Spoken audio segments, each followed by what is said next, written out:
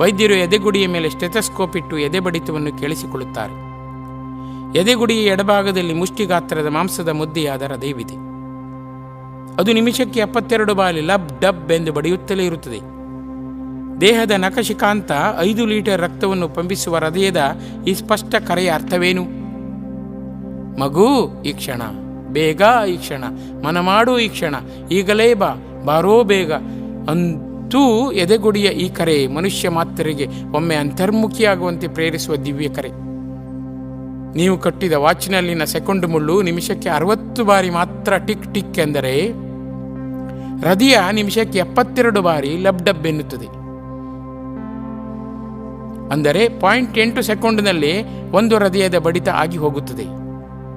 ಹಾಗೇನೇ ಉಸಿರಾಟವು ನಿಮಿಷಕ್ಕೆ 22 ಬಾರಿ ಸತತವಾಗಿ ನಡೆಯುತ್ತಲೇ ಇರುತ್ತದೆ. ನಿಮಿಷಕ್ಕೊಮ್ಮೆ ನಾವೆಲ್ಲರೂ ಎಂಜಲು ನುಂಗುತ್ತೇವೆ, ನಿಮಿಷಕ್ಕೊಮ್ಮೆ ಕಣ್ಣವೇ ಮುಚ್ಚಿ ತೆರೆಯುತ್ತೇವೆ. ಹೀಗೆ ನಿಮಿಷದಲ್ಲಿ 72 + 22 + 1 + 1 ಅಂದರೆ 96 ಬಾರಿ ಒಳಗಿನ ಪ್ರಾಣಶಕ್ತಿಯಾದ ದೇವರು ಜನ್ಮದಾರಭ್ಯ ಜೀವನ ಪೂರ್ತಿ ಕಾರ್ಯಪ್ರವರ್ತನಾಗಿ ದುಡಿಯುತ್ತಲೇ ಇದ್ದಾನೆ. ಅಂದರೆ ಒಂದು ದಿನದಲ್ಲಿ 1,38,240 ಬಾರಿ ಆತ ಹಾಜರಿ ಹಾಕುತ್ತಿದ್ದಾನೆ. ಯಾಕೆ ಪ್ರಾಣಶಕ್ತಿಯಾದ ದೇವರು ಪ್ರೀತಿ, ತಾಳ್ಮೆ, ಕ್ಷಮೆ, ಕರ್ತವ್ಯಪರತೆ ಹಾಗೂ ನಿಸ್ವಾರ್ಥತೆಯ ಗಣಿಯಾಗಿ ಪ್ರತಿಯೊಬ್ಬರಲ್ಲಿಯೂ ಹೀಗೆ ಅನವರತ ದುಡಿಯುತ್ತಲೇ ಇದ್ದಾನೆ? ಆತನಿಗೆ ಮನುಷ್ಯನಿಂದ ಏನಿದೆ ಲಾಭ? ಆತ ಏನನ್ನು ತಾನೇ ಬಯಸುತ್ತಾನೆ ಮನುಷ್ಯರಿಂದ? ಭಗವಂತ ತನ್ನ ದಿವ್ಯ ಲೀಲೆಯನ್ನು ತೋರಿ ಭಗವದ ಆನಂದದ ರಸಾಸ್ವಾದದಿಂದ ನಲಿಯುವ ಒಂದು ಸದವಕಾಶವನ್ನು ಸಮಸ್ತ ಜೀವಕೋಟಿಗಳಲ್ಲಿ ಮನುಷ್ಯನಿಗೆ ಮಾತ್ರವೇ ನೀಡಿದ್ದಾನೆ. ಆತ ಬಯಸುವುದಿಷ್ಟೇ, ನನ್ನಂತೆ ನೀನು ದೈವೀ ಗುಣಗಣಿ ಆಗಯ್ಯ, ಆಗ ನೋಡಯ್ಯ, ಆಗ ನೀನು ನಿಮಿತ್ತ ಮಾತ್ರವಾಗಿ ಬಿಡುವಿ, ಆಗ ನೀನು ಯಂತ್ರ, ನಾನು ಚಾಲಕ ಶಕ್ತಿಯಾಗುವೆ, ನೀನು ಬರಿಯ ರಥ, ನಾನು ರಥಿಕನಾಗುವೆ. ಇಂಥ ಯೋಗಕ್ಕಾಗಿ ಈಗಲೇ, ಈ ಕ್ಷಣವೇ, ಈಗಿಂದೀಗಲೇ ಮನ ಮಾಡಯ್ಯ, ನಾಳೆ ಖಾಲಿ ಹಾಳೆ ನೋಡಯ್ಯ.